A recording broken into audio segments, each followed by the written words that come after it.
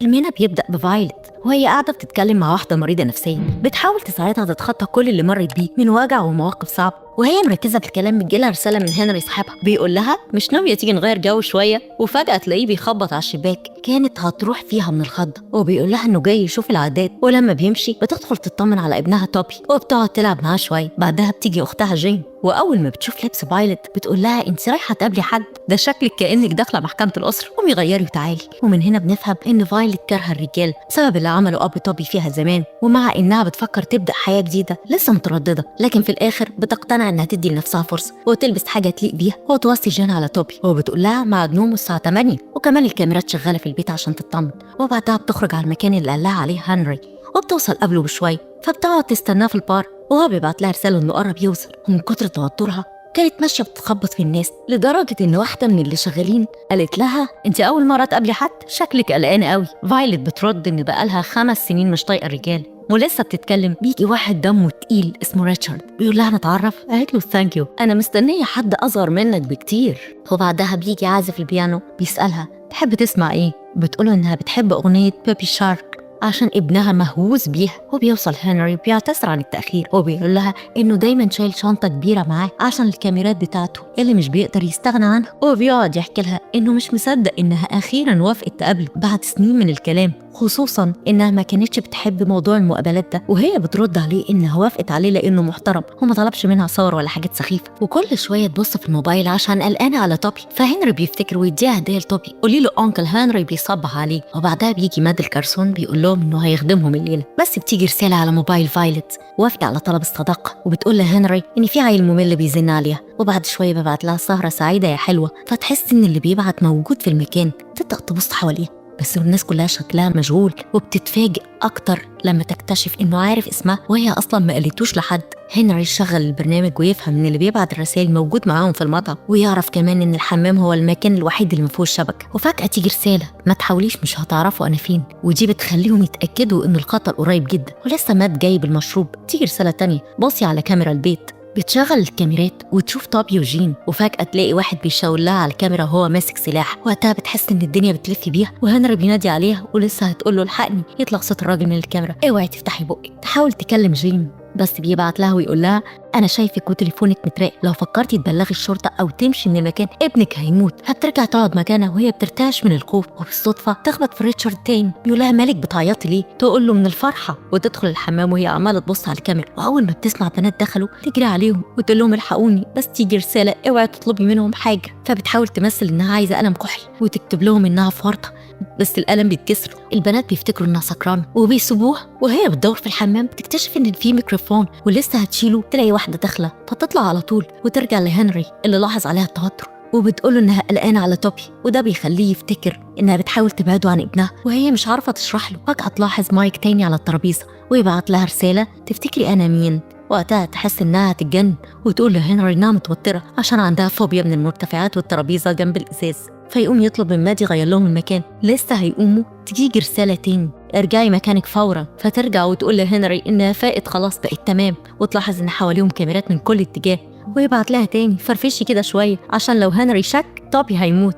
فبتبدا تضحك بشكل غريب وهي بتموت من جواه. فجاه بتيجي رساله اللي كانت مستنياها يلا يا حلوه جه وقت الشغل، خدي فيلم الكاميرا من هنري باي طريقه. وهنا بيجي في دماغها فكره انها تقول له ان ساعه ايديها وقعت، وفعلا بتعمل كده وبتطلب من هنري يدور على الساعة، وفي الوقت ده بتفتح شنطته وتاخد الفيلم بسرعة قبل ما يرجع. وبعدها هنري بيرجع ويقول لها انه دور كتير على الساعة بس للأسف مش لاقيه، وبتجيلها رسالة تانية بتقول لها تدخل الحمام، فبتفهمه انه ممكن الساعة وقعت هناك، وبتاخد بعضها وبتروح الحمام. وهناك بيبعت لها انها تكسر الفيلم وترميه في الحمام، وبتنفذ فعلا كل اللي بيقوله بالحرف. ولما بتقرب من السماعة بتقول له بعدين انا عايزة اروح لابني او خليه يبعد عن بيتي حالا، بس بيرد عليها بكل برود مستعجله ليه انا لسه مخلصتش طلباتي. وبيطلب منها تفتح درج الفوط، وهناك الصدمه بتلاقي ازازه سم، وبيعرفها انها لازم تحطها لهنري، وبيقولها تطمن انه فول سريع هيموت في لحظتها. والمصيبه الاكبر بيقول لها ده الحوار مش جديد عليكي، ولا انا بيتهيألي مش انتي قتلتي قبل كده.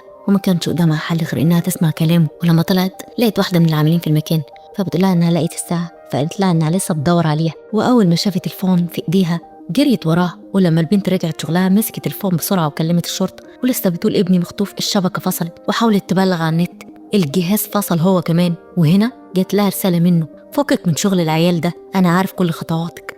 وبيأمرها ترجع لهنري، لكن قبل ما ترجع شافت الكاميرات الراجل اللي كان بيخبط فيها كل شوية، فافتكرته وقررت تواجهه. سألته إيه اللي جابك هنا؟ فقال لها إنه عازم أخته على العشاء وإنها جاية في الطريق. وبعد ما سابته ولفت جات لها رسالة منه بيقول لها: أنت ضيعتي وقت كتير، ده مش في مصلحتك. ولما رجعت شافت هنري بيدفع الحساب، وبيقول لها إنه لاحظ إنها متوترة وقلقانة على توبي، وإنه مقدر مشاعرها ومش عاوز يضغط عليها. وقال لها: أنا همشي ومبسوط إني عرفتك. وأول ما خد شنطته قالت له: مش هنكمل السهرة هناك. وهناك شافت ريتشارد وحبيبته بيتخانقوا، وكان باين عليها إنها متأثرة. وفجأة جات لها رسالة من المنيل: انجزي بقى، أنا جبت آخري. وفجأة عازف البيانو شغل الأغنية اللي بتحبها. فجت لها فكرة، كتبت على فلوس البقشيش: أنا في ورطة، اتصل بالشرطة. وحطتهم لعازف البيانو. ولما شافته بيجمع الفلوس كانت مركزة عليه تشوف هيقرا ولا لأ، وبالفعل باين عليه إنه فهم، لكن المكان كان زحمة وما قدرتش تعرف تتصرف ولا لأ. ورجع عازف البيانو مكانه والعشاء وصل. ولما جت تاكل لقيت الفلوس اللي كتبت عليها الرسالة لجعلها، يعني كده المطرطش عارف إنها غدرت بيه. وفعلا بعت لها رسالة: خسرتي ثقتي فيكي. فضلت تتأسف وتعتذر وقالت له: أنا أسفة، هكمل المهم. رد عليها: وادي روح تانية هتموت بسببك. ولما لفت وراه لقيت عازف البيانو مرمي على الأرض. قال لها: كل ما تتأخري الضحايا هيزيدوا. وشافت على الكاميرات إن المنيل لسه بيتها، والكارثة إنه دخل على جين أختها وفضل يضرب فيها. وطبي كان شايفه وراح يستخبى، وفهمت إن اللي جاي هو ابنها وأختها. فضلت تتوسل له: اديني فرصة أخيرة. فقال لها: دي آخر فرصة. وشافت إن عازف البيانو فاق وراح يغسل وشه، فحست إنها بدأت تطمن. لكن جات لها رسالة: مش هيوصل لباب الفندق، السم اشتغل خلاص. وقال لها: المرة الجاية هتكون أختك وابنك. وهنري ما كانش عارف يقول لها إيه، هو اللي نحس ولا هي. فقالت له: أقوم أعمل كاس لنفسي نفك شوية بدل التوتر ده.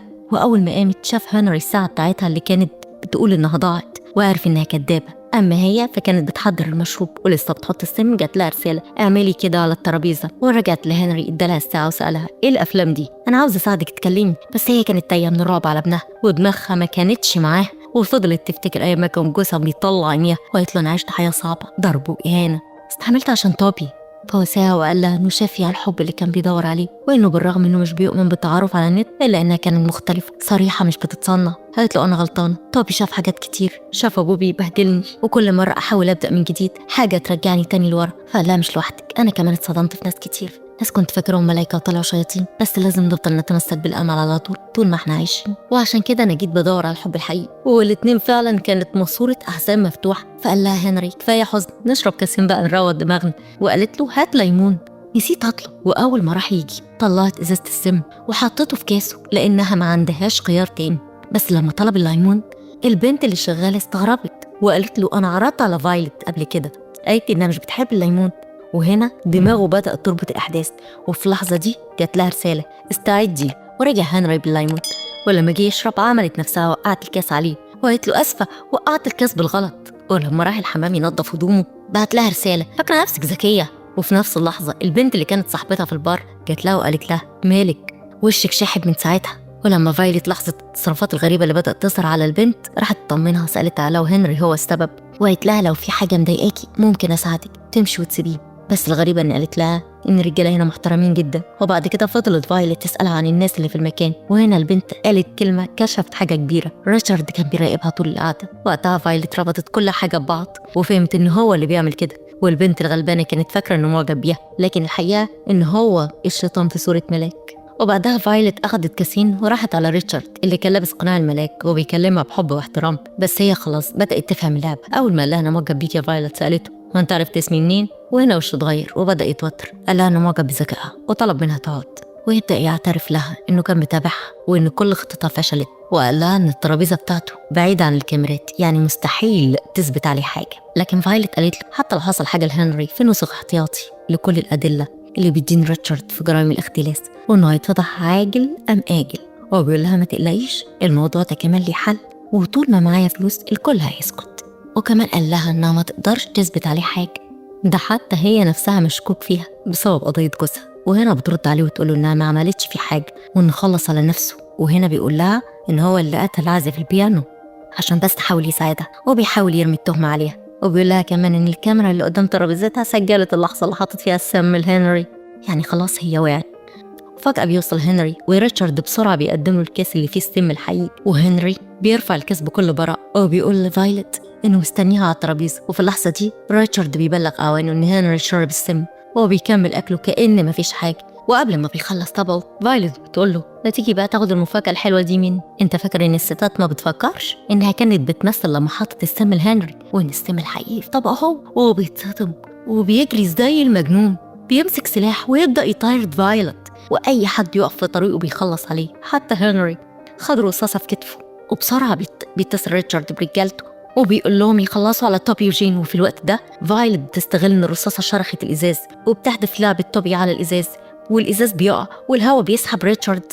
فايلت بتجري وراه بس بتتزحلق وبتمسك في مفرش الترابيزة، وهنري بيلحق ينقذها في آخر لحظة وبيقول لها خدي عربيتي وامشي بسرعة روحي انقذي ابنك وأنا هبلغ الشرطة وراكي. فبتاخد موبايلي وتجري على الجراج وتركب العربية وتفتح موبايلي وتشوف أختها والراجل اللي كان معاه، وبتفضل تتصل على جين. وأول ما بترد بتقول لها الراجل ورايا، وبيبدأ صراع ما بينهم. وجين بتصرخ لتوبي عشان يهرب، بس الراجل بيديها رصاصة في كتفها وكان رايح يخلص على توبي، لكن الولد خبى نفسه. وفي اللحظة دي فايلت بتوصل وبتطعن الراجل في كتفه، والمعركة بتكمل. وقبل ما يخلص عليها بيقول لها لازم تعرفي أنا مين، وبيطلع هو نفس الراجل اللي كان عايز يشوف العداد في أول الفيلم. وبسرعة توبي بيحدف المسدس لأمه بالعربية اللعب، ومن غير تردد بتصوبه عليه وبتخلص عليه، وبعدها بتجري تاخد ابنها في حضنها وتنقذ أختها.